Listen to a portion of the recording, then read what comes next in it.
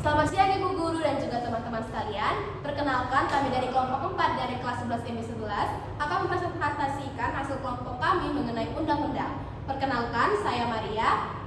Perkenalkan, saya Golini. Saya Nikita. Saya Dami. Saya Dan. Dimulai dari pengertian undang-undang. Nah teman-teman, undang-undang atau biasa dikenal sebagai UU merupakan peraturan perundang-undangan yang dibuat oleh Dewan Perwakilan Rakyat atau DPR dengan persetujuan bersama Presiden. Nah, undang-undang ini terletak dalam urutan ketiga di hierarki tata urutan perundang-undangan di Indonesia. Yang pertama kan Undang-Undang 1945, lalu yang kedua TAP MPR. Nah, undang-undang atau peraturan pemerintah pengganti undang-undang ini terletak pada posisi ketiga. Lalu, undang-undang sendiri memiliki muatan materi. Di antaranya, yang pertama ada ketentuan umum. Ketentuan umum ini definisinya istilah-istilah utama dan cakupan dari UU. Lalu yang kedua ada hak dan juga kewajiban. Hak dan kewajiban ini adalah aturan tentang apa yang menjadi hak dan juga kewajiban pihak-pihak terkait. Lalu yang ketiga adalah prosedur atau mekanisme pelaksanaan, yang di dalamnya bagaimana aturan itu dijalankan dalam praktik. Lalu yang terakhir ada sanksi. Sanksi tentunya konsekuensi hukum bagi para pelanggaran. Lalu untuk fungsi undang-undangnya sendiri ada berbagai macam. Yang pertama, mendukung pembangunan dan stabilitas negara. Lalu, menjamin keteraturan dan keadilan di masyarakat, yang juga mengatur hak dan kewajiban, lalu memberikan kepastian hukum. Undang-undang di Indonesia terdiri dari nomor dan tahun pengesahan. Nomor tersebut berfungsi sebagai identitas atau urutan untuk membedakan undang-undang yang dibuat dalam satu tahun yang sama.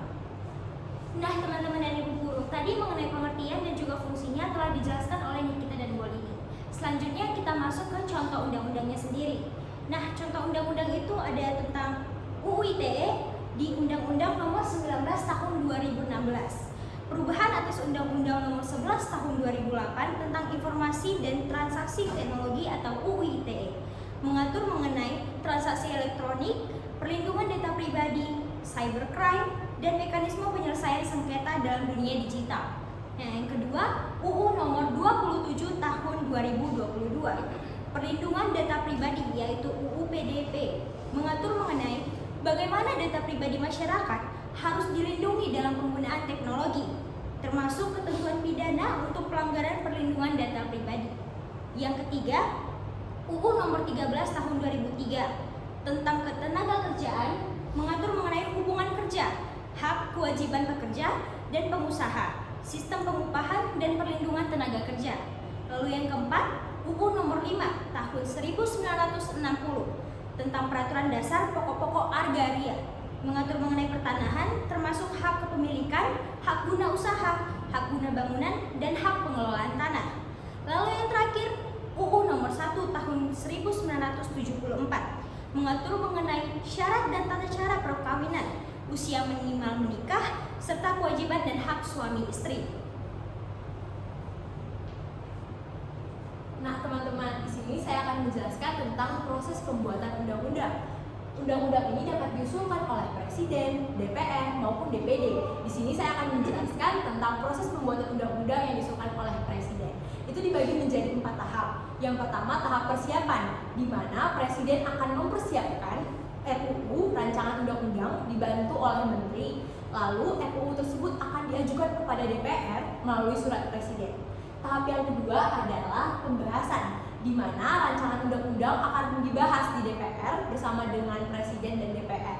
Pembahasan ini akan dilakukan dengan pembicaraan, ada 2 tingkat pembicaraan. Yang pertama, pembicaraan tingkat pertama itu dilakukan antara DPR dengan pemerintah untuk membahas satu persatu pasal demi pasal isi dari rancangan undang-undang. Lalu tahap yang kedua, pembicaraan tingkat 2, ketika sudah disepakati bersama di tingkat komisi, maka RUU akan dibawa ke tingkat yang lebih besar di tingkat paripurna DPR. Di situ RUU akan diambil voting atau musyawarah untuk mendapatkan keputusan akhir. Nah, yang ketiga itu ada tahap pengesahan, di mana jika RUU tadi sudah disepakati, disetujui oleh Presiden dan juga DPR, maka RUU akan disahkan menjadi undang-undang dalam jangka waktu paling lambat 7 hari setelah disepakati bersama. Lalu tahap yang terakhir, yang keempat, yaitu pengundangan, di mana RUU ini yang telah disahkan menjadi undang-undang itu harus ditandatangani oleh Presiden dalam kurun waktu 30 hari setelah disepakati bersama. Namun jika Presiden tidak menandatangani undang-undang tersebut dalam waktu 30 hari, undang-undang tetap berlaku sebagai undang-undang dan harus diundangkan dalam lembaran negara. Nah, sekarang aku bakal kasih tahu contoh UU yang diusulkan oleh Presiden sendiri. Nah, Undang-Undang dari nomor 3 tahun 2022 tentang Ibu Kota Negara. Jadi latar belakangnya ini diajukan oleh Presiden kita Joko Widodo lalu untuk mendukung rencana pemindahan Ibu Kota Negara dari Jakarta ke Kalimantan Timur. Nah, ini mengatur mengenai pengelolaan, struktur pemerintahan, dan pembiayaan Ibu Kota baru yang diberi nama Nusantara.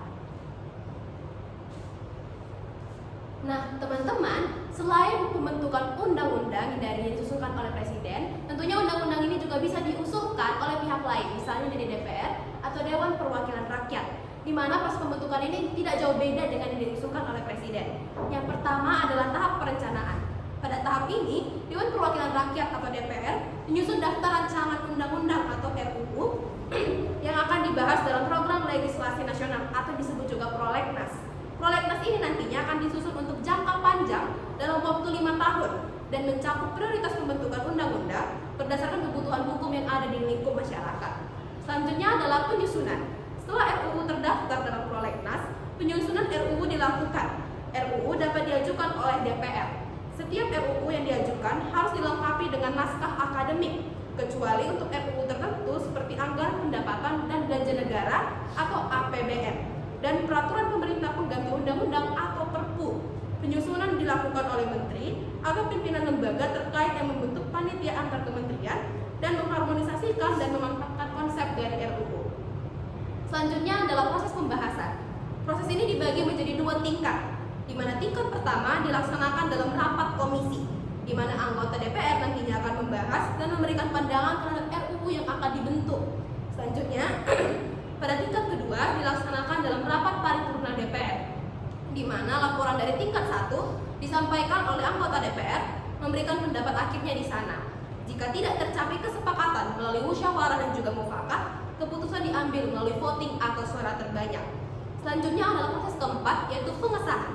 Setelah pembahasan, jika RUU disetujui oleh DPR dan juga Presiden, RUU tersebut akan ditandatangani oleh Presiden. Jika Presiden tidak menandatangani RUU dalam waktu 30 hari setelah disetujui, maka RUU tersebut otomatis sah menjadi undang-undang.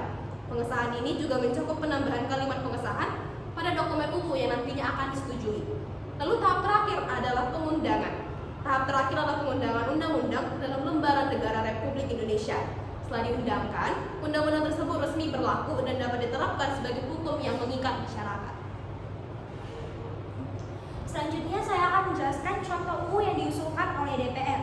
Yang pertama tentunya UU nomor 35 tahun 2014 tentang perlindungan anak. Latar belakang diajukan oleh Dewan Perwakilan Rakyat atau DPR sebagai revisi dari UU nomor 23 tahun 2002 untuk memperkuat perlindungan anak.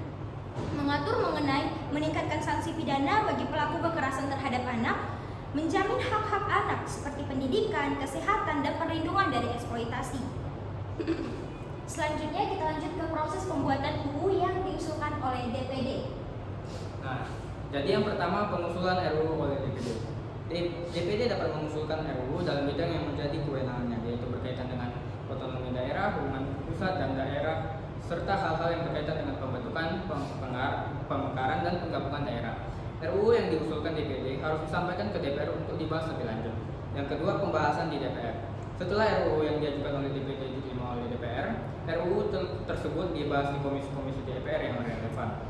Dalam pembahasan ini, DPR dapat memberikan masukan dan perubahan terhadap RUU tersebut. Yang ketiga, penyusunan RUU oleh panitia kerja atau panja. Jika diperlukan, panitia kerja dibentuk untuk menyempurnakan isi RUU yang telah dibahas dalam rapat komisi. Panja bertugas merumuskan RUU agar lebih sesuai dengan kebutuhan hukum dan kepentingan nasional. Yang keempat, pembahasan di paripurna DPR. Setelah melalui pembahasan di komisi dan panja, RUU yang diusulkan oleh DPD akan dibawa ke rapat paripurna DPR untuk dibahas lebih lanjut. Anggota DPR akan memutuskan apakah RUU tersebut dapat diterima atau perlu diperbaiki lagi. Yang kelima, pengajuan ke Presiden. Jika RUU disetujui oleh DPR, maka RUU tersebut diserahkan kepada Presiden untuk disahkan. Presiden memiliki hak untuk menyetujui atau menolak RUU tersebut dalam waktu 30 hari. Terakhir, pengesahan oleh Presiden. Jika Presiden menyetujui RUU yang diusulkan oleh DPD dan disetujui DPR, Presiden akan menandatangani dan mengesahkannya menjadi UU. Undang-undang yang disahkan akan diumumkan dalam lembaran negara.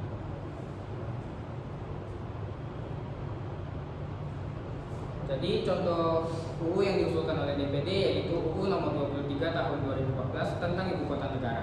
Latar belakangnya diajukan oleh Dewan Perwakilan Daerah untuk penyesuaian tata kelola pemerintahan daerah yang lebih efektif dan efisien. UU ini mengatur tentang otonomi daerah, pembagian kewenangan, serta hubungan antar pemerintah pusat dan daerah.